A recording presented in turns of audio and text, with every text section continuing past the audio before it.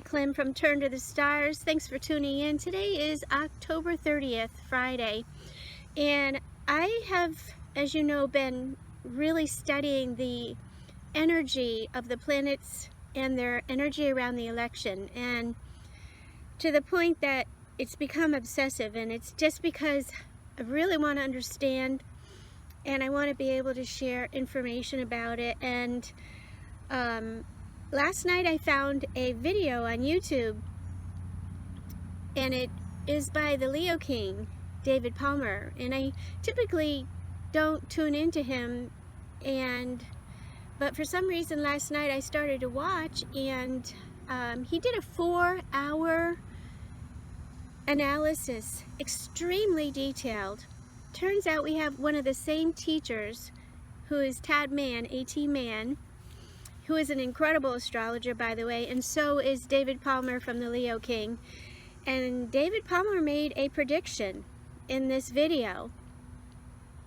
He's the only astrologer I know out there who put out a prediction. He spent a lot of time studying the election, and there's many things that I have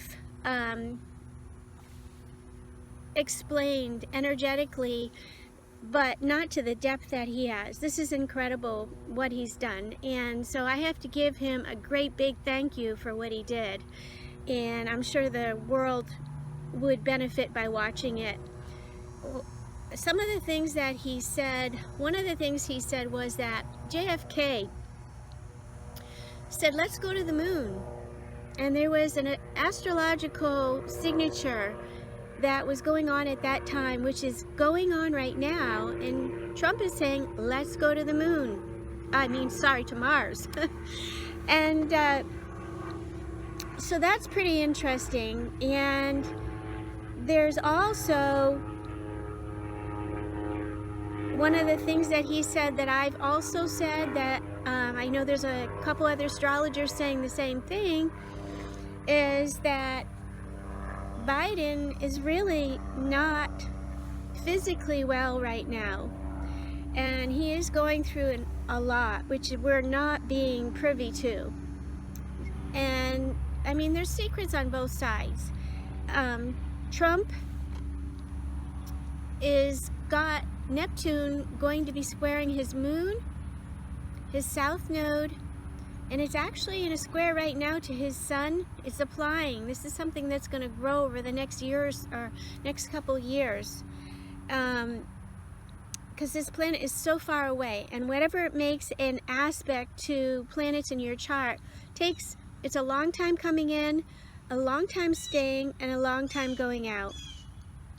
So there is, when you have a square from Neptune to the sun in your chart, the sun is your health, your well-being, your vitality. And I went through a Neptune transit a couple of years back, and I can tell you that eventually it does resolve a lot of things, but you can become very ill from it. The influences of it, if you're not aware or understanding all the depth of the depth of emotion, the depth of energy that's surfacing through this aspect. So I do think that Trump's health in the next year or so, we could see some changes there. And so this whole election is just such an unbelievably outlandish, I would say outlandish energy around it. There are so many things that we just said, I would have to say that there are going to be some unbelievable things that we hear over the weekend, especially with the full moon tomorrow, with Uranus right next to the full moon in Taurus. That indicates that there's major breakthroughs happening here on Earth, and it's happening for all of us. The moon is typically in a in a chart, when you're looking at a group or a community, the moon would represent the public. And so this full moon is extremely representative of us here on Earth, and it's in Taurus. So it's breakthrough in our values. It's breakthroughs in our money. It's breakthroughs in our sense of security. But it's also very solid. Things that have been solid and stuck in one particular way in your life, it's like you can now look at them from a completely different perspective. That's huge. And so I think that probably the very best thing that you can do with this energy, because it is so unstable, so erratic, is you know, just take good care of yourself. Slow down. Take time to make sure you're eating well, that you're resting, because this energy is very erratic, and when we have full moons, there's a lot of people that really feel the undercurrents of it, and this one is powerful. So the planet Uranus is a planet that brings the greatest changes, and wherever it goes, it changes that particular area of our life. And then Neptune comes behind, and it brings up whatever's left for resolve, for understanding, and it's just an amazing cycle that the planets and their energies influence in our lives. So anyway, I just wanted to share one other thing, is that last Saturday I went with my family to NASA, the Kennedy Space Center, and what an amazing place to go visit. And we had this really unexpected experience. A rocket set off at the same time we were there. Just as we got there, I looked up and I saw a rocket going up. I had no idea they were set to put a rocket off that day. It apparently had been delayed twice. Makes complete sense with Mercury retrograde, technical problems. But this was a rocket that was going up to work on the internet on a satellite. I think it's called SpaceLink. And I looked, so that was a really exciting experience.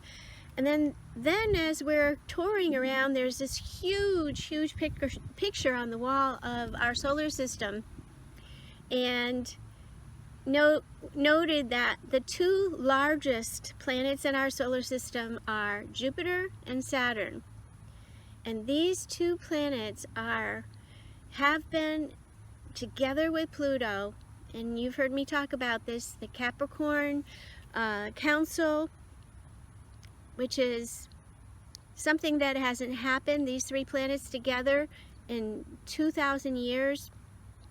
But noted that these two planets are the biggest planets in our solar system, so the influence that they have when they come together is incredibly powerful. And with Capricorn, it's all about the structures, the businesses, the big businesses, the government. And Saturn is the restructure, or the one that says, okay, we've got to take responsibility. Jupiter is typically very optimistic, but it does expand whatever it touches. So my point is that it was interesting to see this picture on the wall, but also to see that Pluto wasn't there. And Pluto is a planet very far away, and when you are in a Pluto transit, the influences that you are under the influence of and what you experience are intense. And we all know that because Pluto has been in this trio with Jupiter and Saturn, and we have felt the crumbling. Death is one of the words we use to describe Pluto's energy, because it brings the death of what was. It brings transformation. It brings the magic of things breaking down so that new things can grow. So that's what I wanted to share with you today. I've got a family service to attend tomorrow, so I'm not going to be making a recording, but I wanted to share with you, go take a look at David Palmer, the Leo King, and if you've got 4 hours, you just keep an open heart and an open mind. He's a great astrologer, and he's got some great information that we'd all benefit by hearing. So thanks for tuning in today. I hope you all have a great weekend. And remember, turn to the stars and you'll find your answers there. Thanks for tuning in.